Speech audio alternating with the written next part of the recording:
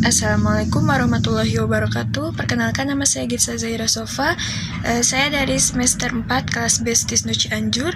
Di sini saya akan sedikit menjelaskan tentang sejarah terbentuknya hukum perdata di Indonesia atau BW. Sebelum itu, saya akan sedikit menjelaskan mengenai pengertian hukum perdata.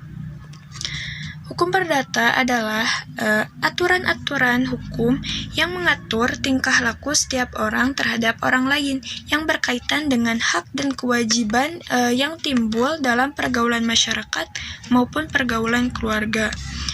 Menurut seorang pakar hukum internasional yaitu H.F.A. Vollmar, mengatakan bahwa hukum perdata adalah aturan-aturan atau norma-norma yang memberikan pembatasan dan oleh karenanya memberikan perlindungan pada kepentingan-kepentingan perseorangan dalam perbandingan yang tepat antara kepentingan yang satu dengan kepentingan yang lain dari orang-orang dalam suatu masyarakat tertentu, terutama yang mengenai hubungan keluarga dan hubungan lalu lintas. Hukum perdata dibedakan menjadi dua, yaitu hukum perdata material dan hukum perdata formal. Hukum perdata material yaitu mengatur kepentingan-kepentingan perdata setiap subjek hukum, sedangkan hukum perdata formal mengatur bagaimana cara seseorang untuk mempertahankan haknya apabila dilanggar oleh orang lain.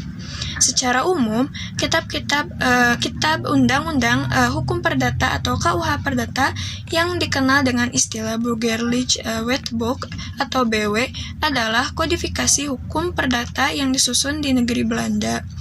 Penyusunannya ini sangat dipengaruhi oleh hukum perdata Perancis atau Kode Napoleon.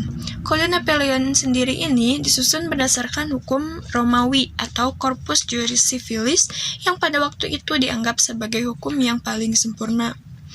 KUH Perdata atau BW berhasil disusun oleh sebuah panitia yang diketuai oleh Mr. J.M. Kemper dan sebagian besar bersumber dari Kode Napoleon. Kodifikasi KUH Perdata selesai pada tanggal 5 Juli 1830, namun diberlakukannya di negeri Belanda pada 1 Oktober 1838. Pada tahun itu juga diberlakukan KUH Dagang atau WVK. Pada tanggal 31 Oktober 1837, Scholten van Oud Haarlem diangkat menjadi ketua panitia kodifikasi dengan Mr. Van Vloten dan Mr. Meyer diangkat sebagai anggotanya. Namun panitia ini belum berhasil. Akhirnya dibentuk lagi panitia baru yang masih diketuai oleh Scholten van Oud Haarlem, namun anggotanya diganti dengan Mr. Skeneter dan Mr. Givannes, yang akhirnya panitia inilah yang berhasil mengkodifikasi KUH Perdata Indonesia berdasarkan asas konkordasi yang sempit. Artinya, KUH Perdata Belanda banyak menjiwai KUH Perdata Indonesia, karena KUH Perdata Belanda dicontoh dalam kodifikasi KUH Perdata Indonesia. Kodifikasi KUH Perdata BW Indonesia diumumkan pada tanggal 30 April 1847 melalui Stadsblad nomor 23 dan mulai berlakunya pada 1 Januari 1848.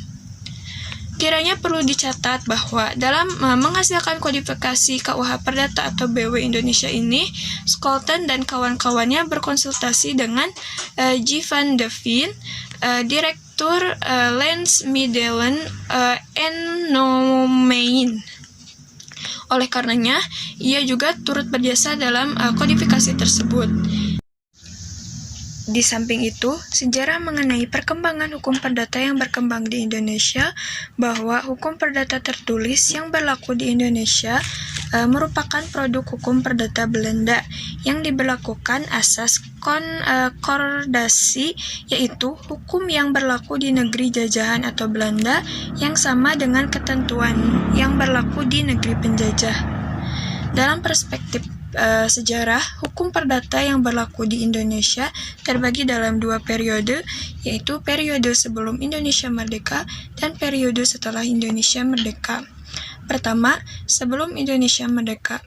Sebagai negara jajahan, maka hukum yang berlaku di Indonesia adalah hukum bangsa penjajah. Hal yang sama diberlakukan dengan hukum perdata. Yang kedua yaitu setelah Indonesia merdeka. Hukum perdata yang berlaku di Indonesia didasarkan pada pasal 2 Aturan Peralihan Undang-Undang 1945 yang pada pokoknya menentukan bahwa segala peraturan dinyatakan masih berlaku sebelum diadakan peraturan yang baru menurut undang-undang, termasuk di dalamnya hukum perdata Belanda yang berlaku di Indonesia. Hal ini untuk mencegah terjadinya kekosongan hukum atau vakum di bidang hukum perdata. Namun, secara keseluruhan, hukum perdata Indonesia dalam perjalanan sejarahnya mengalami beberapa proses pertumbuhan atau perubahan yang mana perubahan tersebut disesuaikan dengan kondisi bangsa Indonesia itu sendiri. Mungkin hanya sekian yang dapat saya sampaikan. Mohon maaf apabila ada kesalahan. Wassalamualaikum warahmatullahi wabarakatuh.